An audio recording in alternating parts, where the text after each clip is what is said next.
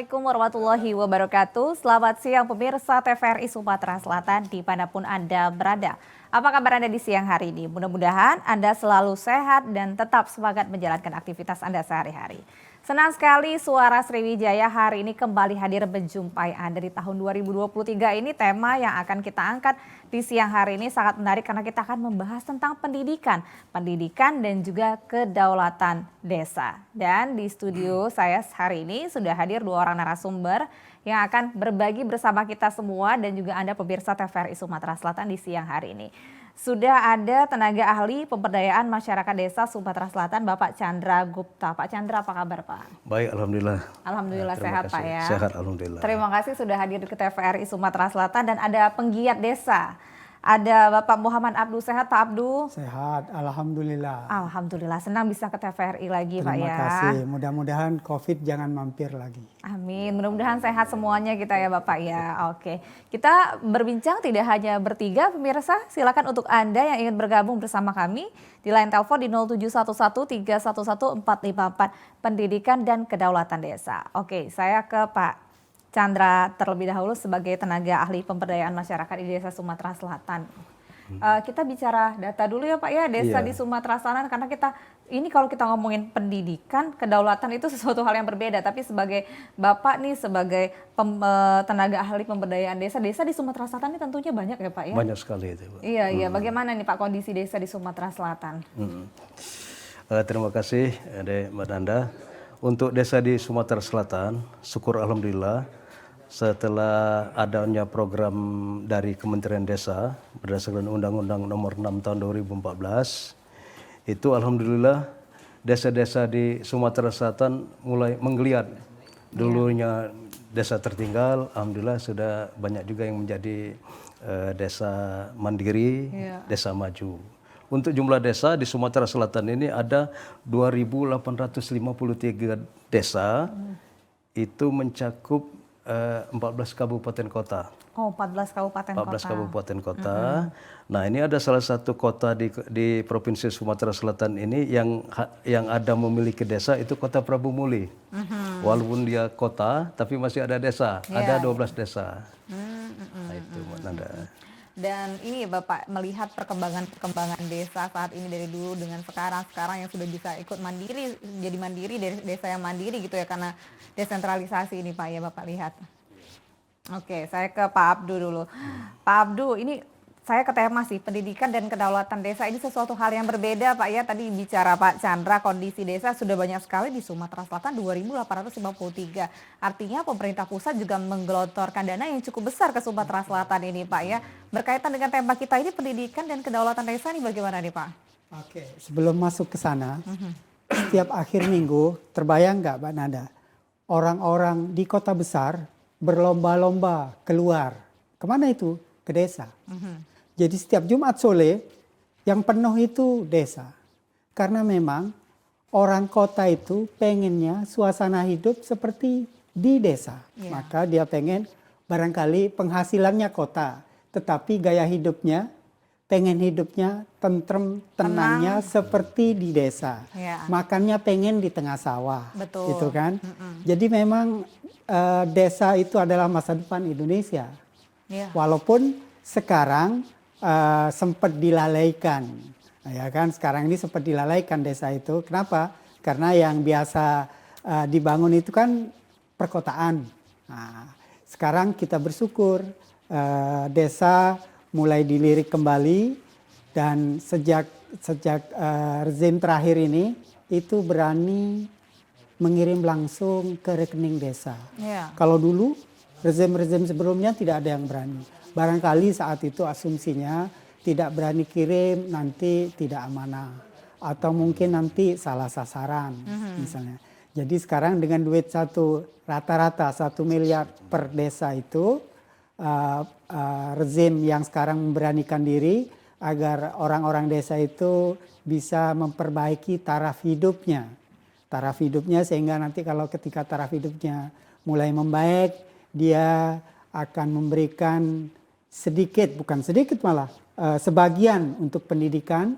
Kemudian diharapkan dari pendidikan itu akan meningkatkan taraf hidup masyarakat, perekonomiannya, dan pada akhirnya itu akan mensuasanakan kehidupan di desa itu menjadi berdaulat.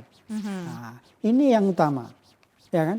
Jadi begitu dia berdaulat, maka dia akan mandiri untuk berpartisipasi, mandiri untuk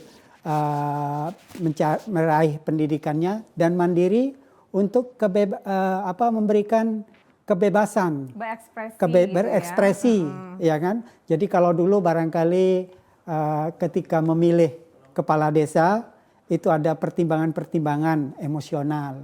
Tapi barangkali nanti kalau pendidikannya sudah baik, pilihannya itu akan menggunakan terminologi saya yang rasional saja. Betul, yang kompeten gitu ya Pak ya. Begitu rasional, kompeten, maka nanti desa-desa itu akan diatur, akan dikelola oleh masyarakat, oleh kepala desa yang dipilih dengan kemandirian dan berdaulat tadi. Berdaulat. Mudah-mudahan itu cepat. Mudah-mudahan.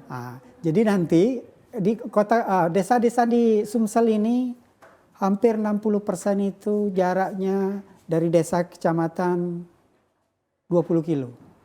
Jauh. Tetapi 40% lainnya banyak yang masih jauh. Jadi ada yang bahkan 100 kilo dari desa ke kecamatan. Nah, ini kan nanti begitu akan memperoleh tambahan duit, mudah-mudahan duit tadi dipakai untuk sarana transportasi.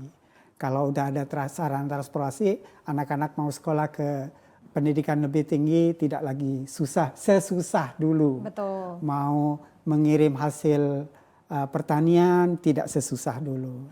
Mudah-mudahan itu membuka jalan untuk perbaikan pendidikan dan kedaulatan. Oke, jadi kalau Itu misalnya kira-kira. Pak Abdu sih melihat bahwa memang pendidikan adalah jembatan pertama ya untuk Betul, merubah semuanya betul. ini gitu ya Pak ya. Oke, saya ke Pak Chandra nih. Ya. Sebagai tenaga ahli pemberdayaan desa ini, Bapak sendiri melihat sejak kapan sih terjadi perubahan-perubahan ini Pak? Terjadi perbaikan-perbaikan. Tentunya dulu yang kita selalu mindsetnya kalau dulu kan desa itu tertinggal. Wah, kalau sekarang kan Bapak udah bilang udah luar biasa sekali nih desa. Bapak melihat bagaimana perkembangan sejak kapan ini terjadinya? Iya, semenjak adanya dana desa itu berdasarkan Undang-Undang Nomor 14 tahun 2000, nomor 6 tahun 2014 itu ngelihat pembangunan di desa itu mulai terasa dari tahun 2015. Karena di situ pemerintah desa itu mengaktifkan atau mengutamakan pembangunan jalan di desa, jalan-jalan setapak itu di desa. Infrastruktur itu Pak Infrastruktur jalan di desa. Nah, dengan adanya pembangunan jalan infrastruktur di lingkungan desa, itu otomatis meningkatkan perekonomian di desa dari kebun, dari sawah. Nah, untuk mengangkut-ngangkut hasil desa itu lebih mudah untuk dibawa ke pasar misalnya itu kan. Nah, itu. Dan juga dengan adanya dana desa ini, masyarakat desa terbantu sekali nih. Bu Nanda, terbantu sekali. Apa yang diinginkan oleh masyarakat desa, mereka melakukan musyawarah desa. Dana desa yang ada, misalnya di tahun yang bersangkutan, itu bisa dimanfaatkan berdasarkan apa hasil kemufakatan masyarakat desa. Jadi apa yang diinginkan masyarakat desa melalui dana desa ini, syukur alhamdulillah mulai terpenuhi. Itu. Oke, umumnya nih saya mau nanya umumnya, biasanya secara umum nih desa-desa itu ketika awal-awal ya Pak, karena kan mulai menggeliat dari tahun 2015, tentunya Bapak juga sudah melakukan melihat perubahan yang cukup signifikan ini ya Pak ya. Iya. Umumnya mereka selain infrastruktur mereka gunakan untuk apa ini? Alhamdulillah, selain untuk membangun sarana prasarana lingkungan desa, di situ juga ini dikembangkan bagaimana masyarakat desa itu bisa maju. Itu ada salah satunya bidang pendidikan, itu ada PAUD, pembangunan PAUD, dan juga untuk bidang kesehatan itu pembangunan puskesdes, ada pencegahan stunting, ada lagi program indeks desa membangun. Jadi kalau indeks desa membangun itu melengkapi sarana dan prasarana yang kurang di desa itu dilengkapi melalui data-data indeks desa membangun. Apa yang kurang di desa melalui data indeks desa membangun itu bisa apa yang dibutuhkan masyarakat desa terpenuhi. Ya. Itu ya lebih seringnya seperti itu ya Pak ya, umumnya digunakan untuk itu ya. Untuk itu. Nah ditambah lagi nih melalui Kementerian Desa ini ada kegiatan ataupun upaya pemerintah untuk menggeliatkan kembali pembangunan di desa. Itu pemerintah alhamdulillah dari tahun 2017 sudah memprioritaskan 4 prioritas dana desa. Salah satunya Badan Usaha Milik Desa. BUMDes. BUMDes. Jadi semenjak tahun 2016 itu sudah mulai di desa itu menggeliat dibentuk Badan Usaha Milik Desa yang waktu itu pembentukannya itu hanya cukup melalui Perdes, Peraturan Kepala Desa. Itu. Nah, sampai sekarang alhamdulillah ada regulasi-regulasi lagi dikuatkan dengan Peraturan Pemerintah Nomor 11 Tahun 2021 tentang BUMDes. Jadi melalui BUMDes ini adalah selevel dengan badan usaha milik negara, tetapi level desa. Nah dari sinilah untuk mengangkat perekonomian desa itu melalui badan usaha milik desa ataupun badan usaha milik desa bersama dan badan usaha milik desa bersama LKD yang ex-PNPM. Itu harus bertransformasi kini ke BUMDes bersama. Nah, pintu masuk untuk mengembangkan perekonomian desa tadi. Alhamdulillah pemerintah dengan sungguh-sungguh sudah menyuruh masyarakat desa untuk menghidupkan BUMDes dan mendaftarkan BUMDes ini ke Kementerian Hukum. Nah sekarang ini BUMDes yang ada itu diharuskan juga diwajibkan ini itu harus berbadan hukum. Nah berbadan hukum ini yang mendaftarkan sebagai BUMDes berbadan hukum itu Kementerian Desa langsung. Jadi masyarakat desa ataupun BUMDes di desa itu melengkapi syarat-syarat yang harus dipenuhi supaya bisa menjadi badan usaha milik desa yang berbadan hukum. Baik. Saya ke Pak Abdu. Pak Abdu, untuk mendaulatkan desa ya istilahnya gitu ya, untuk mendaulatkan. Memang faktor utama yang paling penting kalau Pak Abdu lihat desa di Sumatera Selatan ini adalah ekonominya dulu ya Pak. Jadi ibarat penyelenggara pemerintahan di pusat itu kan memberikan modal. Katakanlah itu kan memberikan anak. Mudah-mudahan memberikan ayam. Mudah-mudahan ayam ini bisa dipelihara dan bertelur. Nah, telurnya itulah yang sekarang saya anggap itu sebagai badan usaha milik desa. Mudah-mudahan dari telur itu nanti akan menetas lagi jadi anak ayam dan jadi ayam berikutnya kemudian bertelur lagi. Begitu seterusnya. Sehingga dengan adanya modal yang terus membesar ini nanti ada sebagian yang dipakai untuk pendidikan. Pendidikan itu kan bukan mulai dari PAUD misalnya kan, kemudian TK dan seterusnya. Kalau dalam pikiran saya pendidikan itu mulai dari janin itu ada. Ya kan, dari janin itu ada, ibunya sudah mulai mendidik anaknya ini dengan keyakinan dengan gizi yang bagus, mudah-mudahan janinnya bisa tumbuh dan berkembang menjadi bayi yang sehat. Kemudian lahir dengan selamat, kemudian bisa mulai tumbuh dengan modal tadi itu untuk menjaga gizinya. Saya punya data tentang gizi buruk. Ini gizi buruk di Sumsel ini di tahun 2018. Ya. Bayangkan saja di 4 Lawang itu ada 147 desa. Yang masih ada gizi buruknya itu 21% desa. Jadi 1/5 desa di 4 Lawang itu masih ada peristiwa gizi buruk.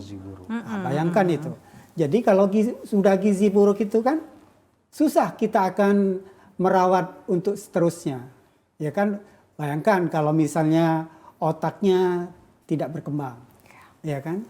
Kalau uji Ong Plembang itu kan jadi budak lolo. Terbayang nggak? Ya kan? Jadi gizi buruk di bayi itu tidak bisa dianulir. Ya kan, kalau kita sekarang lapar, nanti saya makan 2 piring. Kalau waktu bayi, ketika itu berkembang, nggak bisa dianulir lagi. Tidak bisa diralat lagi perkembangannya. Apalagi kalau masih di janin. Nah, jadi yang jadi perhatian itu di Empat Lawang. Kemudian juga di Musirawas. Musirawas nanti kita bahas setelah break. Ini data-data tersebut semakin menarik ini Bapak. Kita akan kembali pemirsa, Anda dapat bergabung bersama kami di line telepon di 071131144. Tetapi setelah jeda berikut ini tetaplah bersama kami.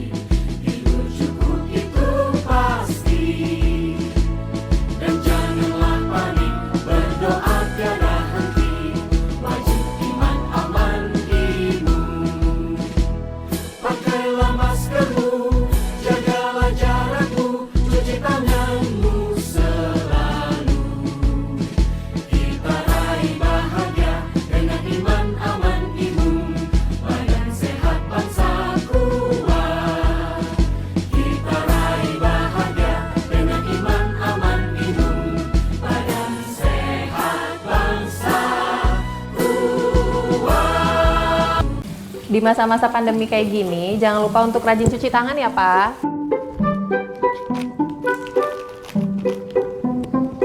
Pak, hand sanitizer kita habis loh. Nanti jangan lupa beli ya. Tenang, Ma. Papa masih punya satu lagi kok. Aman.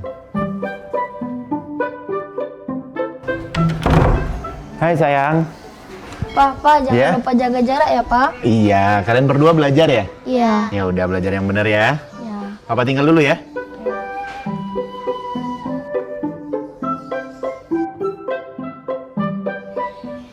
Tuh kan, Pak. Anaknya udah ingetin jaga jarak, maskernya juga jangan lupa dipakai dong. Makasih ya, Ma. Maskerku, maskermu melindungi kita. Mas, Pak, dengan menjaga jarak kita tetap bersatu. Sekarang siapa yang mau pakai hand sanitizer? COVID-19 dapat dicegah dengan 3M, memakai masker, mencuci tangan, dan menjaga jarak.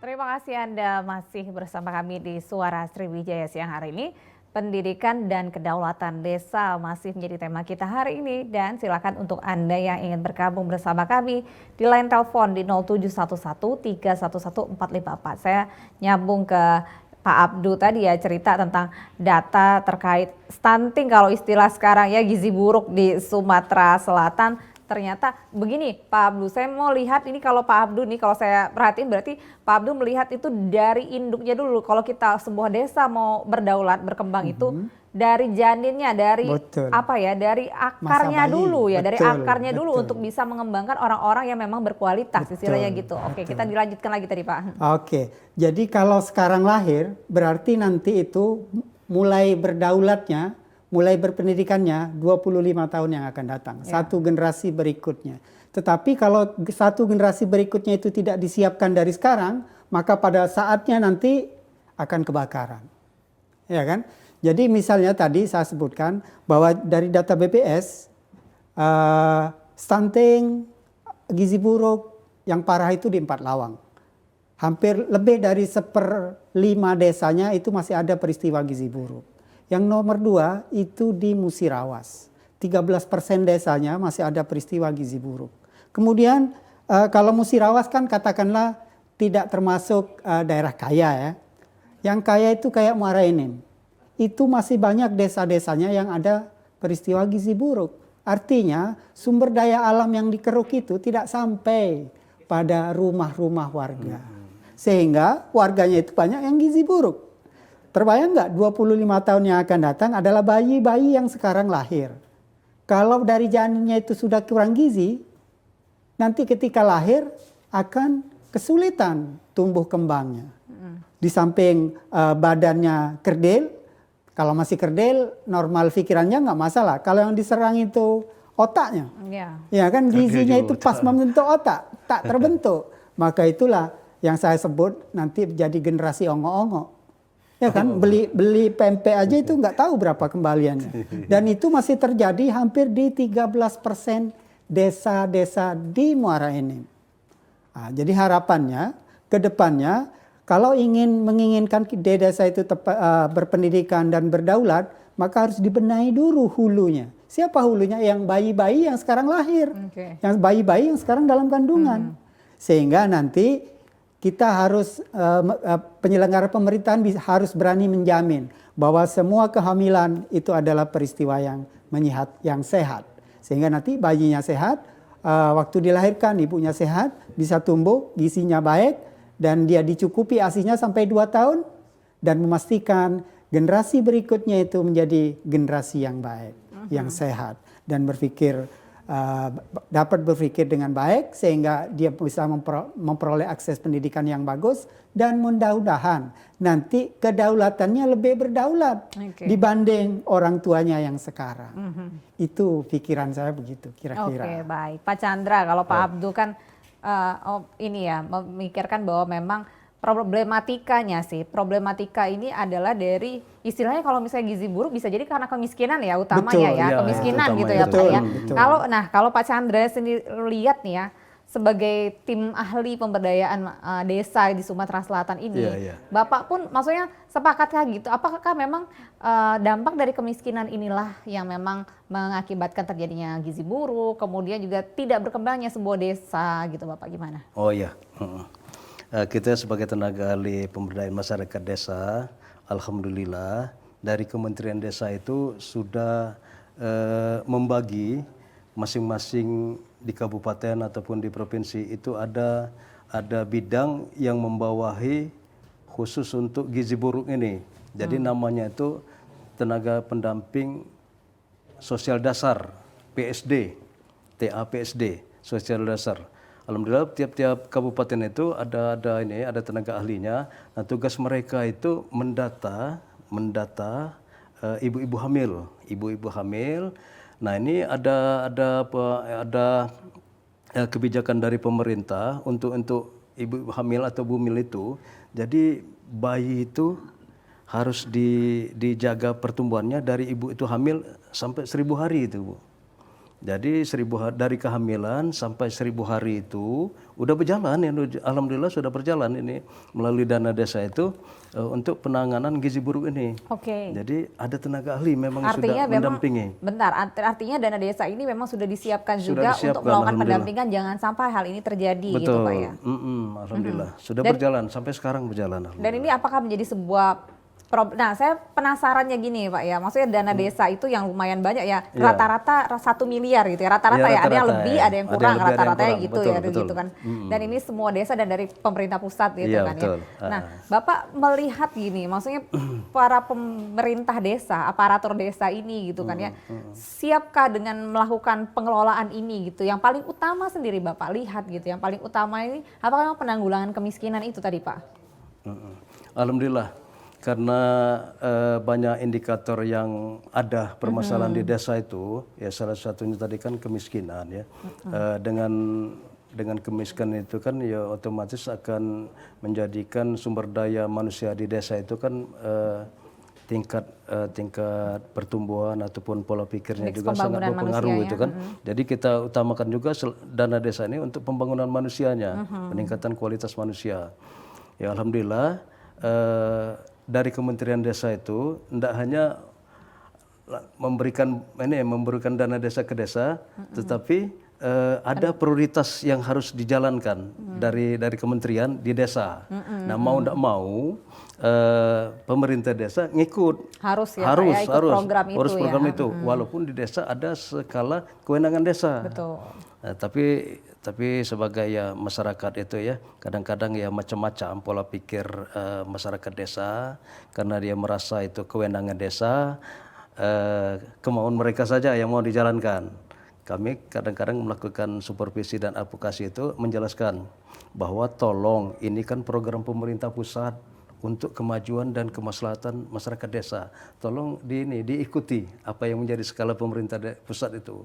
Ada juga, alhamdulillah banyak juga yang ikut, ya, yang ikut apa yang diprioritaskan oleh Kementerian Desa. Syukur alhamdulillah sampai sekarang kemajuan-kemajuan yang ada di desa itu sudah mulai dirasakan. Alhamdulillah sampai sekarang itu, sampai 2022 ini tadi. Oke, baik. Pak Abdul, dana desa ya, kita lihat dana desa ini sudah cukup banyak sekali digelontorkan. Seperti kata Pak Abdul tadi di awal, artinya pemerintah pusat ini sudah percaya kepada desa-desa ini untuk mengurus rumah tangganya sendiri, desentralisasi gitu ya Pak ya. Nah, Bapak melihat perkembangannya sih Pak, perkembangannya hari ini. Oke, paling tidak warga di desa itu sekarang mulai berani menjadi mata pemerintah pusat. Oke. Menjadi mata ya kan, jangan macam-macam. Kalau tidak memenuhi aturan, aku lapor ke. Nah, itu Apalagi kan. ya sekarang zamannya digital Pak. Ya. Oke, jadi itu menurut saya sisi positifnya. Kalau masih ingat nggak zaman sebelum reformasi, orang mau ngomong aja nggak berani. Nah, sekarang jangankan pemerintah di desa, petinggi di negeri ini pun orang sekarang tidak ragu-ragu lagi kalau mau mencemooh. Jadi kalau dari akademisi semakin banyak pencemoohan itu adalah ekspresi keberanian untuk berpendapat dan itu adalah benih untuk kedaulatan. Umumnya masyarakat desa mencemooh itu tadi di mana nih Pak? Sekarang kan aparat desa kan tidak berani sembarangan. Iya. Iya kan?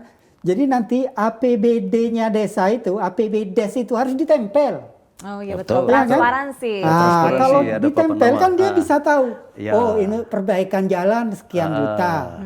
Perbaikan gizi untuk anak bayi sekian juta. Betul. Untuk beli susu bayi sekian juta. Untuk mengakomodir keinginan masyarakat untuk pendidikan usia dasar ya, PAUD. Itu Dini. sekian. Nah, karena apa? Di Sumsel itu PAUD itu hanya baru ada di 10% desa. Berarti baru di 200, hampir 300 saja ada PAUD. Di sisanya tidak ada PAUD. Nah, ya kan? Bayangkan, mungkin tadi itu kehamilannya sudah bagus, sudah sehat. Begitu dilahirkan sudah sehat. tercukupi. tercukupi dari Kira-kira nanti pendidikan di usia dininya dilaksanakan nggak? Nah, terbayang nggak kalau anak-anak itu sekarang, anak-anak misalnya umur 2-3 tahun, banyak loh yang sudah ibunya daripada dia nangis dikasih HP biar dia main. Nah, terbayang nggak kalau itu terjadi sejak usia dini? Maka pilihan untuk aktif di PAUD itu menjadi salah satu pilihan. Karena di PAUD itu kan anak-anak diajak bermain bersama. Ya. Nanti dia akan dimulai dari kesadaran bahwa hidup bersama itu tidak harus di rumah saja, tetapi dengan teman-temannya, sehingga dia bisa riang dan bisa mengenal dan dia bisa bersosialisasi. Berkembang otaknya Pak Berkembang ya? otaknya. Iya. Terbayang nggak kalau itu di rumah cuma main HP? Nah, sayangnya di Sumsel baru 10% saja PAUD-nya. Iya, oke.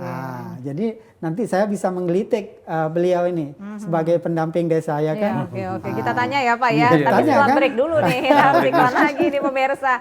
Semakin menarik perbincangan kami. Anda silakan bergabung bersama kami di 0711311454. Tetaplah bersama kami.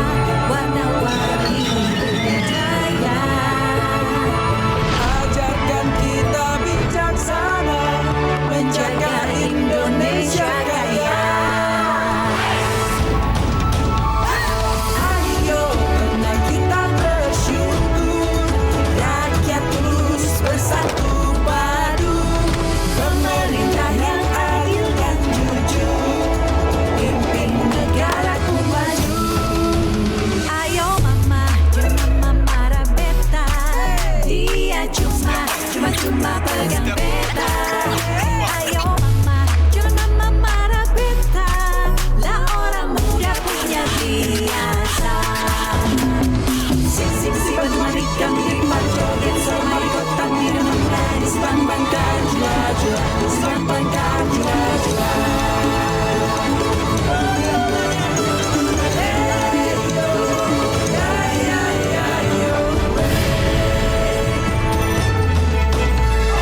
Dari Aceh hingga Papua, kita semua bersaudara, bekerja dan berdoa, bangga dan bersahaja untuk Indonesia Raya.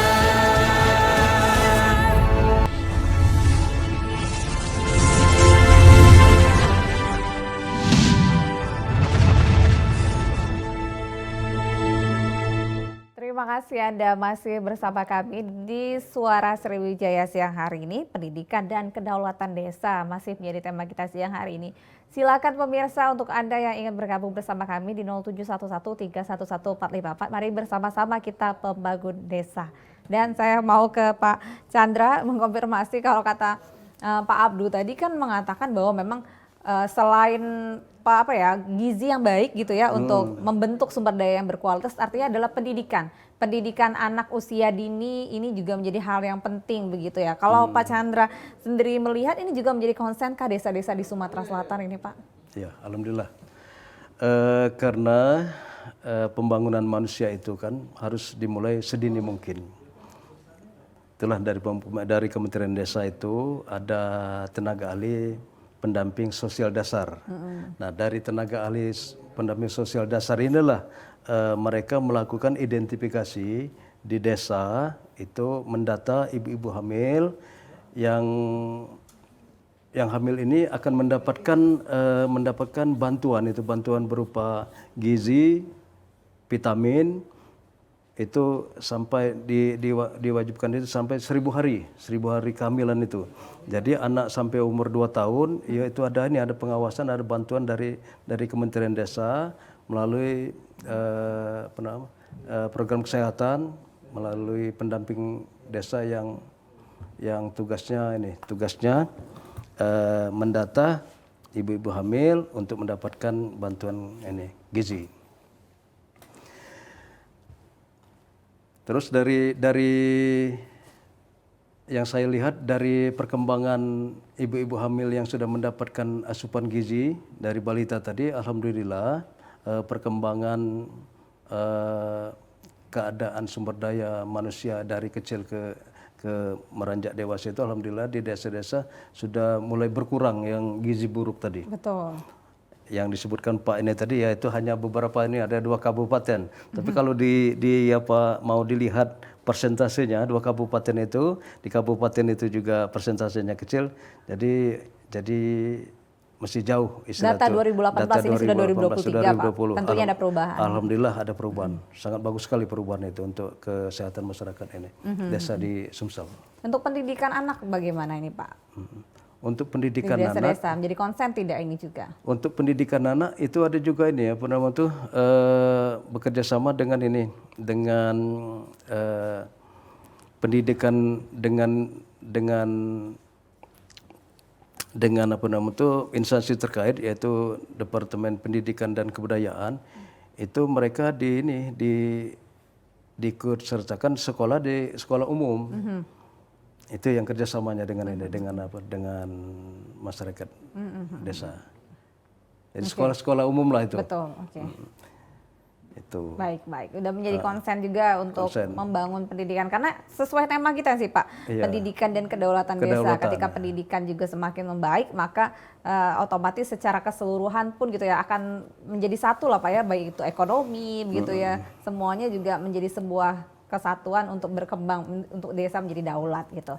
Pak Abdu, sudah kita ngomongin kesehatan lagi gizi buruk, dampak dari kemiskinan, kemudian pendidikan yang harusnya memang terus Lalu bagaimana lagi ini Pak untuk mendaulatkan desa ketika memang sudah pendidikan ada? Tapi kan gini Pak, kalau kita ngomongin pendidikan itu kan proses yang cukup panjang. Nah, proses yang cukup panjang, keterbatasan, infrastruktur menjadi sebuah kendala. Kalau sekarang nih udah digital, kalau kemarin kena pandemi online dan lain sebagainya, ya otomatis sinyal pun menjadi kendala juga. Ini bagaimana nih kalau di desa-desa ini Pak? Oke. Di satu sisi, COVID itu membawa berkah. Membuka wawasan bahwa pendidikan itu tidak harus bertemu muka, bisa online, dan itu sudah diterapkan hampir di semua desa di Sumsel katakanlah. Kendalanya memang pada sinyal katakanlah ya, sinyal. Di Sumsel ini kita cukup bersyukur hampir 3-4 desa ada satu BTS. Ya kan, BTS itu kan menara yang dipakai untuk penguat sinyal, gitu kan. Tinggal 1/4 desa saja di Sumsel ini yang tidak memperoleh kesempatan memperoleh sinyal yang kuat. Dapat tapi lelet. Jadi data BPS menyebutkan 1/4 desa di Sumsel ini masih belum ada BTS, dan itu menjadi tantangan untuk provider-provider yang ada. Gitu kan. Diharapkan setelah ada BTS, sinyal HP menjadi bagus, maka penyelenggaraan pendidikan nanti tidak melulu offline, tatap muka, tetapi bisa dilakukan secara daring. Dan itu bukan hanya pada anak-anak usia sekolah, bahkan sampai pada kakek-kakek, kan begitu. Jadi kalau di posyandu, kalau dulu cuma ada posyandu untuk anak kecil kan, untuk bayi, sekarang sudah ada posyandu untuk orang tua, lanjut usia. Untuk lanjut usia. Karena apa? Karena kan penduduk Indonesia sudah mulai menua, gitu kan. Tapi jangan sampai yang menua ini dilalui dengan sakit-sakitan. Supaya tidak sakit-sakitan, maka intervensi yang paling baik adalah pendidikan. Jadi nanti pengetahuan tentang kesehatan itu menjadi milik bersama, tidak hanya dimiliki oleh tenaga kesehatan, tidak hanya dimiliki oleh provider kesehatan, tetapi sudah tersebar luas pada seluruh warga, sehingga warga bisa memperoleh kesempatan menghindari penyakit yang sangat ditakutkan. Penyakit apa itu? Misalnya penyakit-penyakit degeneratif. Kalau dulu di masa saya kecil, mungkin Nada masih belum lahir itu kan didominasi oleh penyakit-penyakit menular. Tetapi sekarang penyakit itu sudah bisa bergeser, sudah mulai bergeser penyakit-penyakit yang degeneratif karena penurunan organ tubuh. Dan ini yang paling ditakutkan oleh manula. Jadi penyakit-penyakit yang tidak ditularkan ini yang lebih berbahaya. Dan kalau pakai terminologi BPJS, penyakit-penyakit inilah yang habiskan duit. Nah, kalau dulu itu penyakit menular, cepat itu penanggulannya. Tapi kalau penyakit-penyakit degeneratif, tinggal merubah pola hidup. Begitu mulai berpendidikan, tidak harus berpendidikan formal, tetapi bisa dimulai dari pendidikan daring, itu kita bisa menyebarluaskan agar semua warga itu tahu nanti kita ini setelah tua berpotensi sakit degeneratif dari sisi mana. Apakah dari karena penyakit diabetes atau darah tinggi atau kanker yang semacam itu kan yang tidak ditularkan, tetapi penyakit-penyakit yang disebabkan oleh gaya hidup.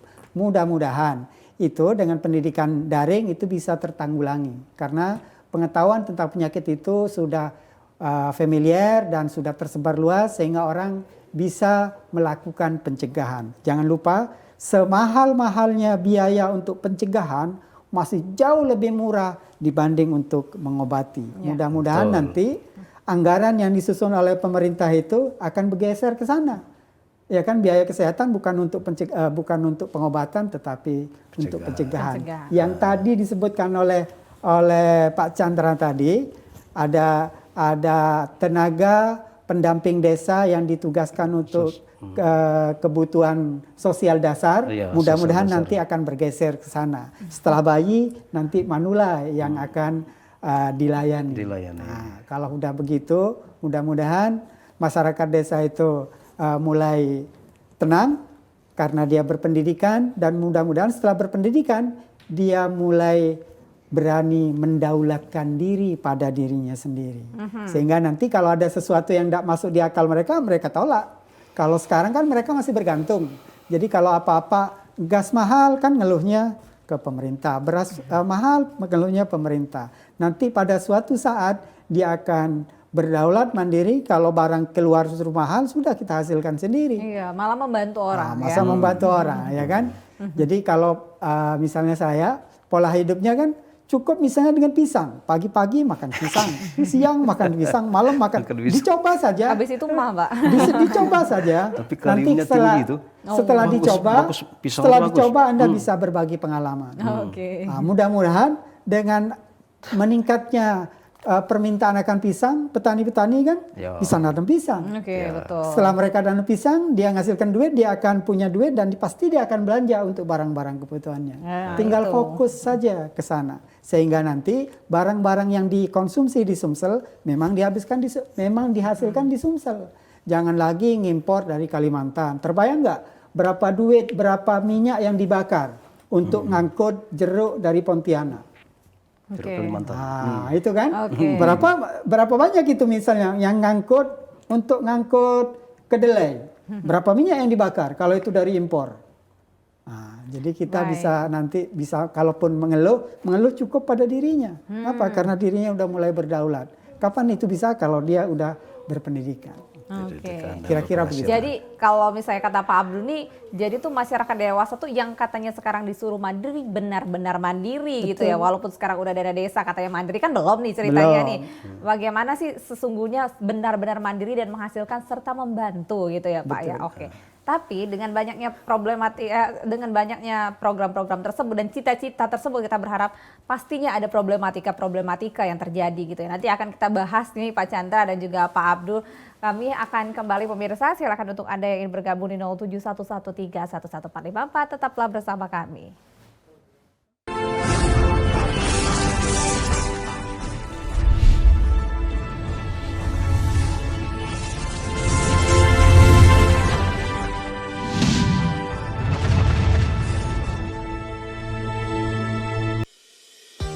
Guna mendukung migrasi siaran TV analog ke digital, TVRI akan memulai tahapan analog switch off di 11 kota dan Batam dan akan dilanjutkan secara nasional mulai 2 November 2022. Siaran TVRI sudah dapat ditonton melalui TV digital. Terdiri dari 4 kanal digital. Kanal 1 TVRI Nasional, Kanal 2 TVRI Daerah, Kanal 3 Budaya, dan Kanal 4 Olahraga. Siaran TV digital dapat dinikmati dari televisi yang telah dilengkapi perangkat digital atau dengan televisi lama menggunakan set-top box. Siaran TV digital memberikan kualitas gambar yang bersih, suara jernih, dan beragam konten secara gratis. Yuk beralih ke digital. TV digital bersih, jernih, canggih.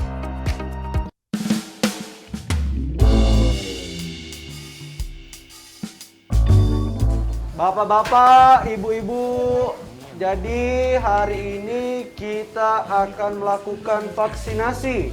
Bapak-bapak, ibu-ibu, jadi hari ini adalah hari yang penting dan bersejarah karena kita akan melakukan vaksinasi. Di mana vaksinasi ini akan membentuk kekebalan massa, memutus mata rantai penyebaran dari COVID-19. Nah, jadi ini suntik agak dulu mas kepuh kau tuh. Ini hari ini dosis pertama. 28 hari lagi datang ke sini untuk suntik dosis kedua. Oh, 2 kali. 2 kali. Yo. Sepakat? Ya, sepakat. Oke ya. Oke, dipanggil. Kami dulu jadi nih ya. Cak mana jadi? Dipanggil ya. Oh iya. Maju. Kok dosnya nyenggol aku, kok nang ada aku hibah. Itu nih. Woi kau vaksin ini penting Black untuk kepentingan kita sama-sama. Jadi kalau kau divaksin kita terbebas dari virus corona. Nah, melindungi kau. Berpengalaman Black. Iya, Black dengarkan dulu. Melindungi kita galau-galau pokoknya Black. Sudahlah, ada apa-apa. Apa ada apa? Kita udah kecil kau nih. Mau berani apa, Pak? Berani lah, ini untuk kita, kesehatan kita divaksin nih. Iya. Sehat, Indonesia sudahlah, kuat. aku. Pokoknya agak tidak sakit. Cuma inilah jarum suntiknya. Mana? Kau panggil deh. Nah, kau panggil dulu. Panggil lah, Pak RT, ayo lah. Dokter. Agak kunjuk Pasien pertama, Black. Nah, cepet. Tidak apa-apa, Black. Tidak apa-apa. Tidak apa-apa. Cepet. Cepet, tidak apa-apa. Angkat ke bebas, angkat ke gendong. Dia Black. Sebelas itu. Angkat ke bebas, angkat ke bebas. Usah.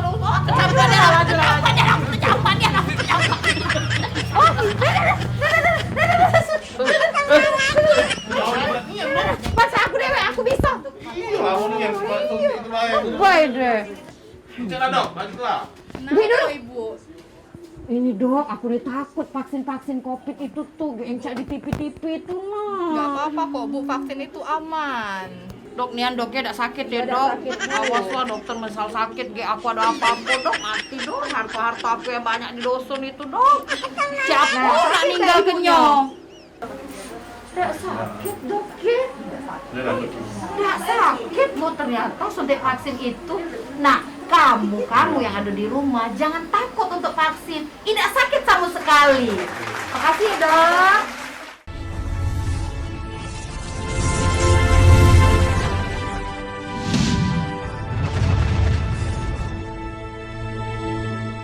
Ya, terima kasih Anda masih bersama kami di Suara Sriwijaya siang hari ini. Pendidikan dan kedaulatan desa masih menjadi tema kita di siang hari ini.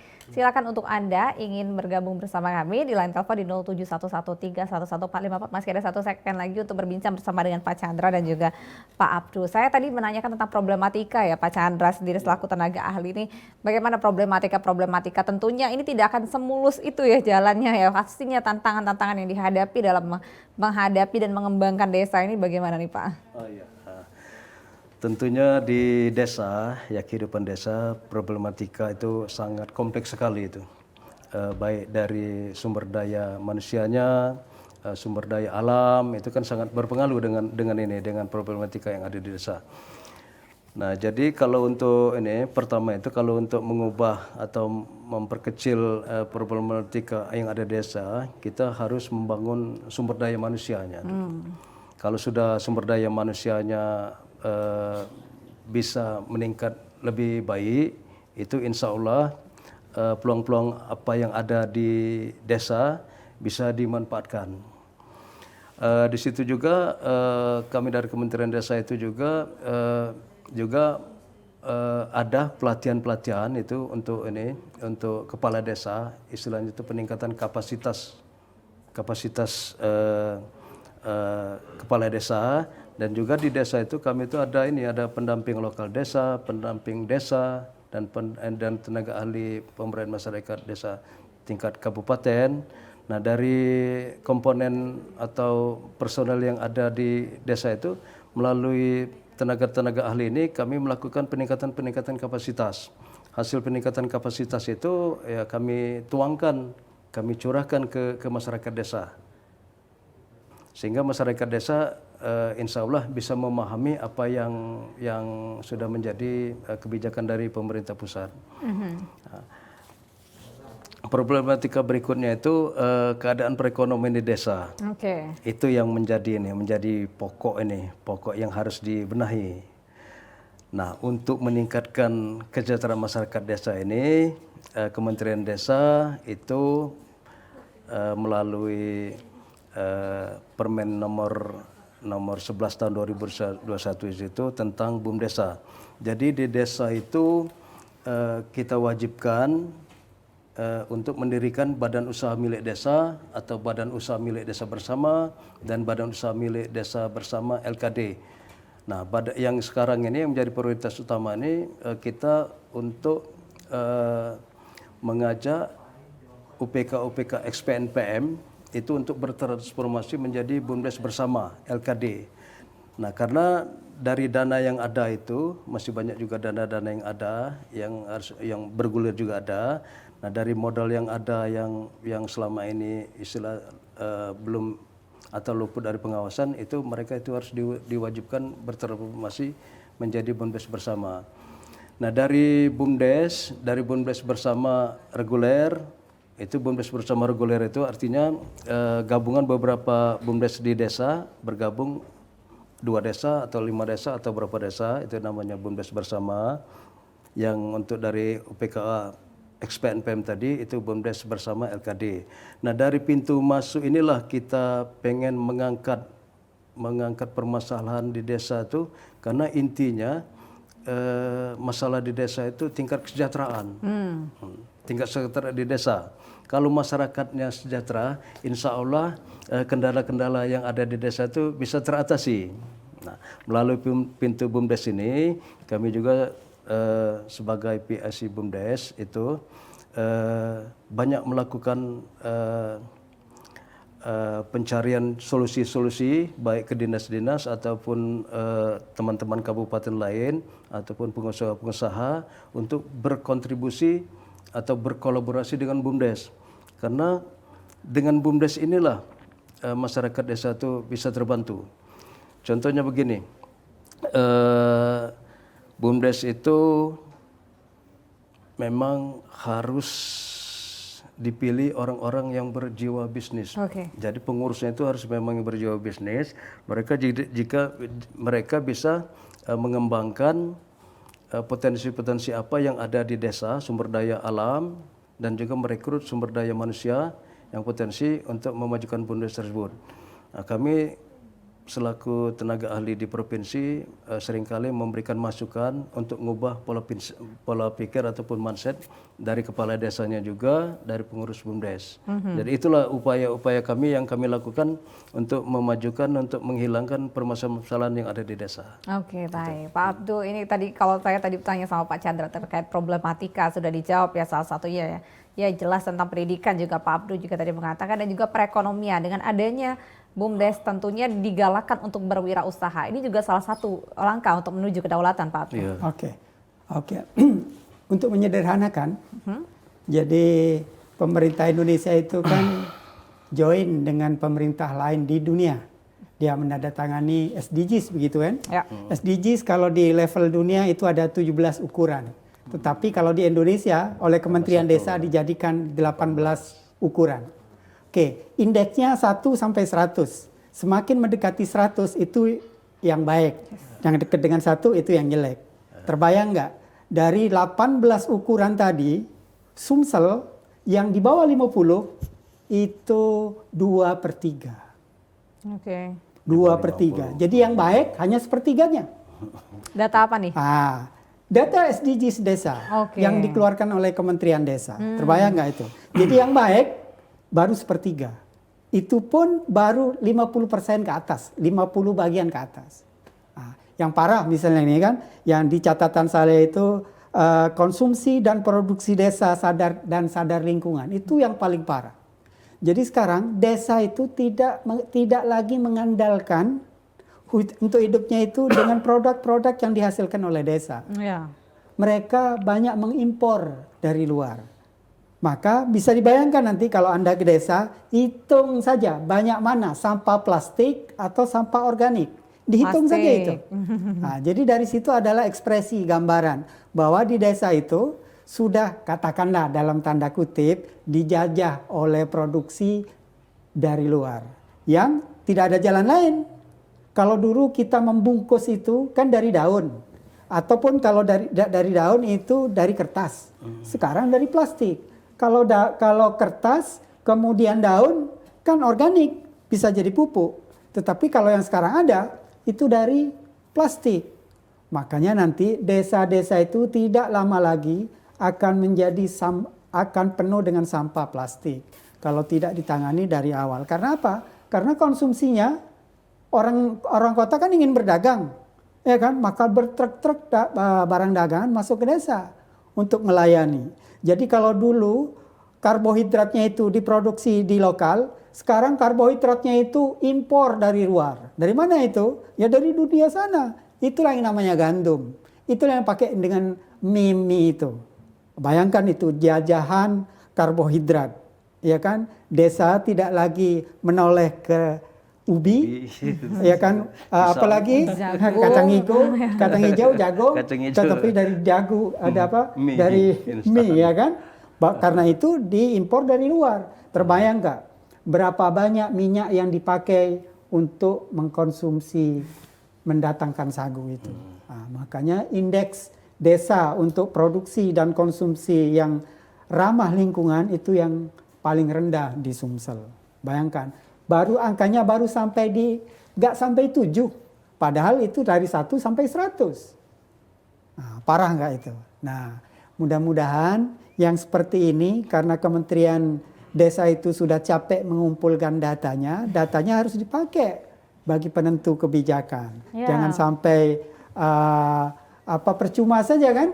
Mubazir saja. Data sudah dikumpul tapi tidak dipakai untuk menganalisis kebijakan dan akan menelurkan kebijakan di tahun-tahun ke depannya.